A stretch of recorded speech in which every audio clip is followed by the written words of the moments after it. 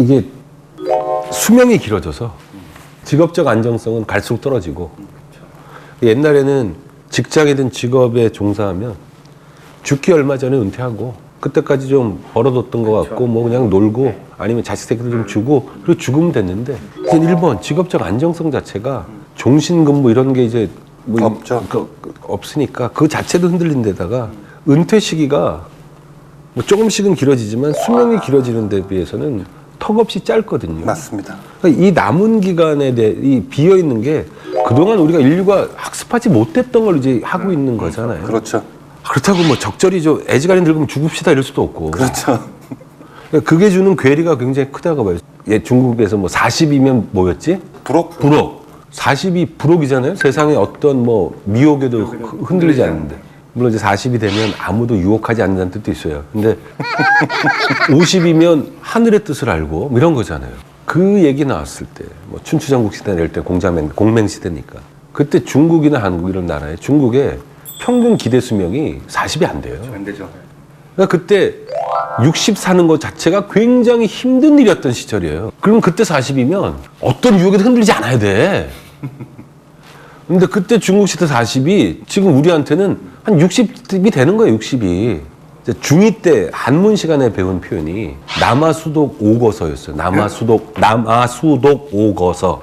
물은 남자라면 반드시 읽어야 된다. 오거서. 5 수레분의 책을 읽어야 된다. 그게 중2 때 배운 한문 시간에 배운 거예요. 근데 너무 멋있는 거예요. 중학교 2학년 때 생각해보니 내가 평생 5 수레 책을 읽을 수도 없을 것 같은 거예요. 야, 진짜 옛 성현들 이렇게 살았는데 현대사는 변명인데 선생님이 그거를 자세히 안 얘기해줘서 제가 그 다음부터 책을 끊었어요. 어차피 안 될 거 끊었어요. 그럼 그때 책은 뭐였냐? 종이가 좀 두껍겠죠. 대나무, 그 죽간이라고 그러나? 대나무 이렇게 눌러서 펴서 했던 거예요. 그래서 우리 한자 책이 대나무 이렇게 묶은 거 표현이죠. 그럼 그때 책 한 권의 두께가 어떻게 됐느냐? 5 수레 금방 실어, 이씨. 그때 한문 선생님이, 야, 그렇게 얘기했지만. 장혜모 감독의 영웅이라는 영화를 보면 거기 이제 양조위가 이 당대 달필로 나오잖아요. 그 서고가 그래요. 책 한 권이 아마 저 장하나만 안 할 거예요. 그러니까 선생님 그때 그 말씀을 해주셨어야죠. 5 수레라고 해봤자 한 20권도 안 찼을 거예요. 독서, 백편, 의자현 이런 거 들어보셨어요? 못 들어봤어요. 책을 100번을 읽으면 뜻이 스스로 튀어나온다. 그만큼 열심히 반복해서 읽으라는데 이제 알았어. 그때 읽을 책이 별로 없었어. 그렇죠. 책이 별로 없었죠. 같은 맥락으로 제가 조금 충격받았던 거는 강릉에 가면 오죽헌이 있잖아요. 거기 가면은 퇴계 이황이 6살 때 쓴 한시가 있어요. 왜 충격을 먹었냐? 40이 넘어서 그걸 봤는데 해석이 안 되네. 야, 그건 나이의 문제가 아니지. 우리가 근데 너무 충격적이었어요. 6살이 쓴 한시를 40 넘은 내가 이게 해석이 안 된다는 게 그날 굉장히 좀 자괴감에 빠지더라고요. 그렇게 따지지 맙시다. 아마 지금 영어 네이티브 교육받은 6살애가 쓴 영어 문장 해석 못하는 40도 있을걸요? 그럴 수 그렇게 있네요. 생각하면 되지 뭐. 위로가 됩니다. 그게 뭐 별거 아닌 것 같아요. 아까 두 분의 얘기를 좀 이렇게 좀 모아보면 오늘 이슈가 상당히 중요한 게 생명 연장이랑 연관이 되는 거죠. 생명이 연장되면서 남아있는 인생이 저주가 될 것인가 축복이 될 것인가는 이 진로의 문제랑 연관이 돼요. 초창기에 얘기를 했을 때 진학이라는 얘기를 했었는데 저희는 지금 이 사회가 이 교육체계가 진학을 인생의 살아감에 있어서의 80% 정도의 에너지를 이미 소비해버리게 되는 거죠. 근데 사실 진학이라는 개념은 진로라는 개념의 10% 내지는 20% 정도밖에 안 돼요. 진로라는 개념이 이제 우리가 어떻게 살아갈 것인가, 뭐를 하고 살 것인가, 그걸 통해서 어떻게 행복감을 느끼고 최대한 내가 만족하게 살 것인가에 대한 방향성을 잡아가는 건데 이게 제대로 어렸을 때부터 이 끈들이 하나씩 만들어져서 스텝들을 잘 못 잡아가니 이 뒷단, 앞으로 길어질 뭐 100세가 됐던 200세가 됐던의 삶이 불행하게 만들어가는 저주가 되게 되는 거가 되는 거죠. 그래서 이제 오늘 이 이슈가 상당히 중요한 이유가 뭐냐면 내 마지막의 인생이 얼마만큼 행복감을 느끼고 이걸 축복으로 가져갈 것인가 아니면 저주처럼 느낄 것인가. 그래서 제가 늘 직장은 도구다라는 얘기를 하는데 직장이라는 거는 인생을 만들어가는 어떤 방향의 한 도구인 거죠. 사실 진학도 마찬가지고요. 좋은 대학을 가는 거 아니면 내가 원하는 대학을 가는 것도 도구예요. 인생의 목적이 아닌 거죠. 내가 초등학교 때 전 선생이 될 거예요. 그래서 전 선생이 되려고 마음을 먹고 인생의 목표로 잡았어요. 그거 언제쯤 이루어질까요? 그 인생의 목표는. 빠르면 20대 중반, 늦으면 30대 초반이에요. 그럼 인생의 목적을 다 잃어버린 거죠. 사실 그건 도구인 거죠. 그 다음에 그걸 가지고 뭐를 할 것인가에는 한 스텝, 두 스텝의 기간들, 그 다음에 내가 최종적으로 어떤 방향을 할 것인지를 끊임없이 만들어가는 과정들이 중요한데, 이제 여러분들이 생각해야 될 부분들, 그리고 여러분들이 정말로 많이 노력해야 될 부분들이 걱정하고 고민하고 두려워하는 것이 아니라 그게 뭐지? 그리고 내가 좋아하고 싫어하는 게 뭐지?를 찾아가는 작업. 근데 좋아하고 싫어하는 걸 찾으려면 어떻게 되는 거죠? 실천해봐야 되는 거죠. 그렇죠. 근데 이게 아니면 어떡하지라고 해서 실천해보는 사람이 없어요. 그러다 보니까 50대가 되고 60대가 돼서 회사를 그만두시는 분이 아무것도 못하는 이유는 나 다니는 회사도 있고 이거 있는데 하고 싶은데 이거 아니면 어떡하지라는 걱정과 불안함 때문에 못하는 거죠. 근데 그 이후에 60년이 더 남아있다고 한다면 뭔가 이제는 좀 바꿔야 되지 않을 땐가라고 하는 거죠. 그래서 이제 제가 경험치란 말을 되게 중요시 하는데, 저희가 해보지 않으면 내가 뭐를 좋아하는지 뭐를 싫어하는지 몰라요. 그럼요. 30대가 되고 40대가 돼도 제가 이런 질문을 해요. 뭐를 제일 좋아하시고요? 정말 그러면 답을 못 하시는 거죠. 네. 뭘 좋아하는 네. 물론 내가 대답하는 거에 대한 평가에 대한 두려움으로 얘기를 못 하시는 분도 계시지만 많은 경우가 그런 걸 고민해보지 않았던 거죠. 그래서 제가 한 50대, 60대 그 CEO분들을 코칭이나 컨설팅을 하다 보면 그분들이 이런 얘기를 하세요. 나는 살아보면서 내 스스로에 대해서 이렇게 많이 고민해 본 적은 황 박사랑 한 게 처음이다 라고 얘기하는. 근데 세상에 가장 중요한 게 누굴까요? 내 스스로가 나거든요. 근데 나는 나에 대한 고민을 많이 못했어요. 물론 걱정과 두려움과 이런 건 많이 했지만 정말로 내가 뭐를 좋아하고 뭐를 싫어하고 내가 어떤 방향을 가고 싶고 내가 그걸 하기 위해서 어떤 거를 해야 되지에 대한 고민들이 없었던 거죠. 그리고 그럴 만한 시간과 여유도 없었어요. 왜? 그럴 걸 안 배웠거든요. 그러니까 그렇게 경험하고 내가 뭔가를 선택하는 것들을 하나하나씩 경험하면서 그럼 나는 공부가 정말 싫어. 그런데 내가 요거를 하기 위해서 이런 공부를 해야 돼. 라는 동기가 생기고, 동기가 생기면 참을 수 있죠. 버틸 수 있는 힘이 생겨요. 그걸 가지고 나는 그러면 일로 진학을 해서 이렇게 해서 이런 방향으로 이렇게 살아가지. 물론 이렇게 똑바로 갈 수는 없죠. 이렇게도 가고 저렇게도 가지만 어쨌든 이렇게 찍고 가면서 내가 원하는 방향을 가게 되는 거죠. 취업도 그런 것 같아요. 물론 모든 사람들이 대기업을 가고 싶어 할 것 같긴 하지만 대기업에 처음으로 들어갈 필요는 없어요. 정말 내 수준에 맞춰서 내가 원하는 회사를 한두 개 정도 겪다 보면 그러고 나서 분명히 갈 수 있는 길도 있고, 그것 또한도 도구이지만 그게 저는 이걸 셀프 퀄리파이라는 얘기를 하거든요. 사람들이 봤을 때 나의 브랜딩을 보잖아요. 그럼 내 브랜딩을 맞춰주기 위해서 이런 것과 이런 것들을 점점 내 걸로 만들어가는 거죠. 그래서 삶의 키워드를 하나하나씩 만들어가서 그걸 내 걸로 만들어가고 전문성을 키우면 내 브랜딩이 되는 거죠. 어쨌든 이제 1인 브랜드라는 이야기들을 많이 하게 되고, 1인 브랜드에 대한 중요성이 뭐냐면 진로의 개념인 것 같아요. 그래서 그 브랜드를 맞추기 위해서 내가 어떤 컬러파잉이라는 어떤 키워드를 가지고 어떤 컬러파잉을 해야 되지? 한 단계를 겪어가면서 점점 성장해 나가고, 그걸 통해서 인생의 방향성과 인생의 행복감을 끌어갖고 오는 게 상당히 중요한 거죠.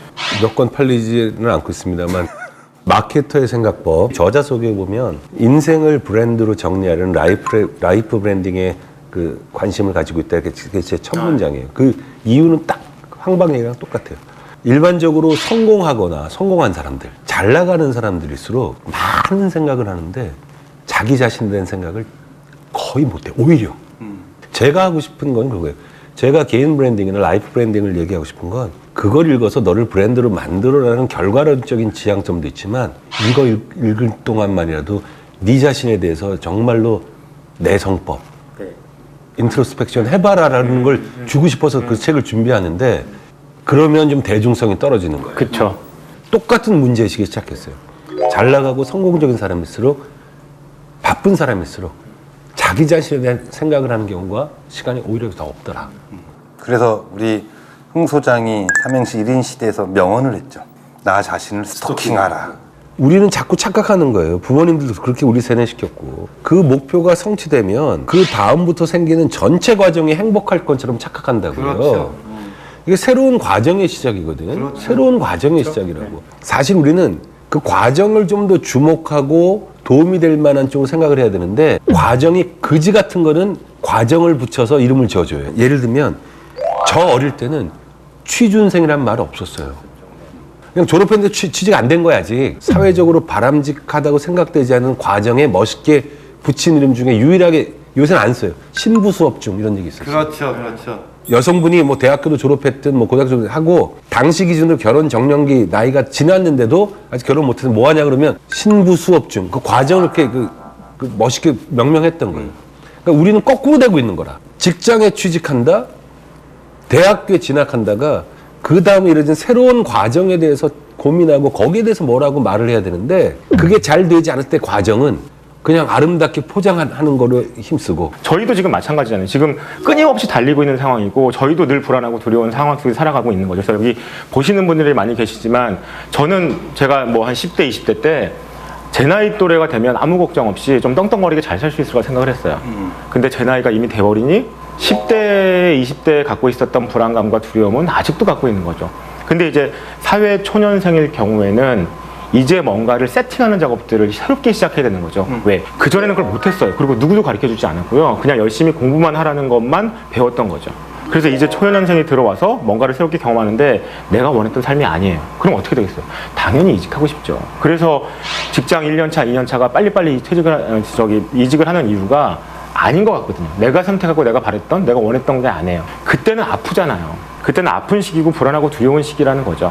그래서 제가 모 기획회사에 있었을 때 1년차, 2년차 아니 신입사원들이 저랑 같이 가장 많이 했던 이유가 내가 생각했던 회사랑 틀리다라는 거. 여기가. 그 다음에 내가 원했던 삶이 아니다.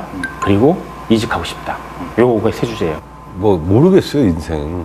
저 고등학교 때 경주로 수학여행 갔는데요. 그 아침에 그 새벽에 애들 끌고 이제 올라가는 거야. 해돋이 보자고. 토암산에 올라갔죠. 그 산이 이렇게 쭉 올라가는 게 아니라 이렇게 계속 가는 거예요. 이거 돌면 해 보이나? 이거 돌면 해 보이나? 이거 돌면 해 보이나?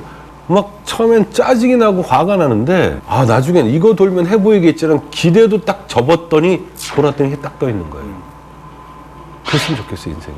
인생이 그랬으면 좋겠어. 아까 항방 얘기 중에 1년에 이직한다, 1년차 이직한다는 건 저 개인적으로는 그게 잘한다는 생각은 안 들어요. 근데 몇 가지를 생각을 준비했으면 좋겠어요. 그냥 내가 좋아하는 것과 잘하는 것을 좀 구분하고 살자. 두 가지 착각인데 하나는 사람들은 자기가 좋아하면 그것도 잘한다고 생각하기 쉬워요. 아, 명언이다. 근데 그렇지 않은 거거든요. 그렇게 따지면 우리나라는 천만이 가수여야 돼. 노래방에서 다 노래하는데. 두 번째는 좋아하는 것으로 생활을 영위해야만 옳은 건 아니다라는 생각을 했으면 좋겠어요. 좋아하는 것과 잘하는 것이 전혀 다른 결의 얘기라는 걸 알면 나는 내가 좋아하는 걸 가지고 밥벌이를 하고 싶어라는 그런 나이브한 결심이나 그걸 버리지 않으면 힘들 것 같고요. 미안한데 말이다, 젊은 친구들. 좋아하는 거를 직업으로 하잖아? 그때부터는 좋아서 하는 게 아니라고. 그 NBA 스타 줄리어스 어빙 선생님이 말씀하셨어. 프로가 된다는 건 내가 가장 좋아하고 잘하는 것을 내가 제일 하기 싫은 날에 제일 잘해야 된다고. 그게 프로요. 그리고 또 하나는 제가 작게 결심한 건 내 밥벌이, 일과 상관없이 내가 좋아하는 한두 가지를 규칙적으로 정해놓고 규칙적으로 하자. 그렇지 않으면 이 긴 시절 못 버틸 것 같다. 그래서 저는 엉뚱한 취미나 이런 걸 하고 있습니다만, 뭐 전 딱 두 개예요. 축구입니다, 축구. 보는 거로 축구고요. 그 다음에 밴드예요. 진짜 70대까지 하려고 해요. 제가 한 40대만 해도 그랬을 거예요. 주말에 한 2주에 한 번 연습하는데요. 밴드여서 간 시간 아까웠을 거예요. 야, 이거 할 거면 월요일 날 나가는 보고서 리뷰 한 번 더 하지. 그렇지 않다고 생각하게 된 게 몇 년 안 됐어요.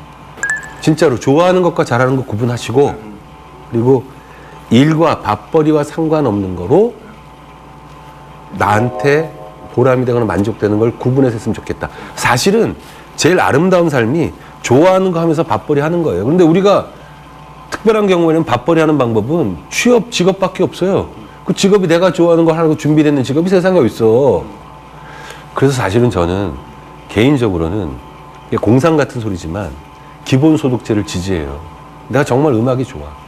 근데 우리나라에서 락 음악 하면 애지간해서 밥벌이 못해요. 근데 예를 들어 한 달에 150이라도 나라에서 나오면 정말 음악 좋아하는 애는 150이면 굶어 죽지 않고 살거든요. 그러면 내 음악적인 이 고결함을 지키기 위해서 벽돌 나르지 않아도 되죠. 벽돌 나르지 않고 취객들 반주 안 해줘도 되고 그랬으면 좋겠어요. 근데 너무 먼 일인지 모르겠는데 그러면 조금 쓸데없는 경쟁도 줄어들 거고